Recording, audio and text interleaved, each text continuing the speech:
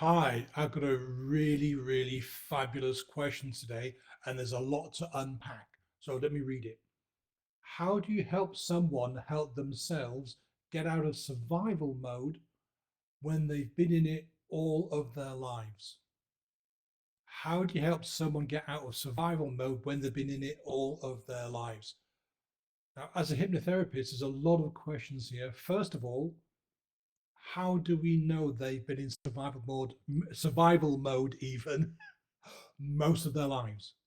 What are they telling you? What are they coming up with? What words are they using? Is this a problem? Is it a symptom? How do they define survival mode? Because your definition of survival mode is probably different to my definition of survival mode. What do they actually mean by survival mode? Have they been in survival mode all their lives? Or we're just going through, a phase that we all go through. Life is highs and lows and plateaus. So what do they mean by all their lives? So there's a lot to unpack here. And also, you've got to start asking questions. There's no way you can kind of script for this. There's no way you can say, lie down, let's do some pre-talk, let me burn some incense, let me put a CD player on, stick your headphones on, let's go into it. We don't even know where to start until we've spoken with the client and figured out what's going on. What is actually the problem here? Why are they in survival mode? What's keeping them? What's keeping them stuck? What is stopping them from moving forward and having some fun in their lives and getting on with things?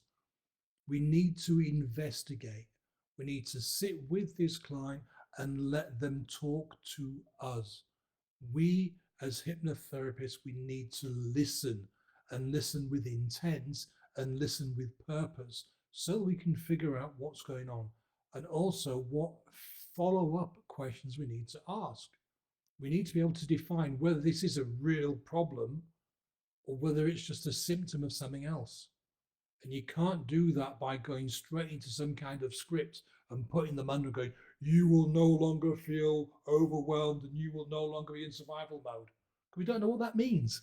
And that I don't even know what this is, but that probably doesn't work either. Yeah. We have to sit with the client and figure out what's going on. What's the benefit? If they're in survival mode, what are they getting out of it? What's keeping them there? Maybe they like survival mode. Maybe survival mode is an excuse for not making an effort, for not moving forward, for not taking risks, for not putting themselves out there. Maybe they've been with some narcissistic twat, who's kept them pushed down face into the ground and they've not been allowed to see the light. We don't know. We don't have a clue until we can figure out what's going on.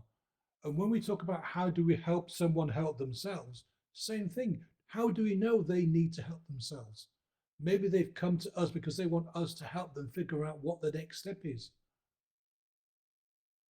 You have to put all these things into consideration before you consider any kind of way forward. You've got to investigate, you've got to ask the questions. In fact, I would go as far as saying that you need to ask the questions that other therapists are too scared to ask. Sometimes you have to be, rather than a delicate scalpel, sometimes you've got to be a blunt hammer and you've got to ask that difficult, challenging, hard question. Because if you don't, how are you really going to help your client? How are you going to push through the symptom, all this stuff that's clouding the real issue? You've got to be prepared to ask difficult questions, ask hard questions.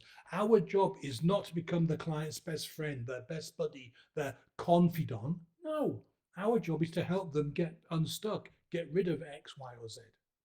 And you can't do that if you're not prepared to sit there and listen after you've asked difficult, challenging, hard questions. It's not going to happen. It's not going to work. At the very best, all you can do is kind of paper over the symptom, yeah, and then 6 months or 6 weeks or 6 minutes after you finish the session, it just starts again. It just rebounds back and resurfaces, and the client still feels stuck after they've paid you good money. Don't rely on anything else apart from listening after you've asked questions and probing and figuring out what's going on, or at least helping the client to figure out what's going on. If you don't do that, you're wasting your time and you're wasting your client's time.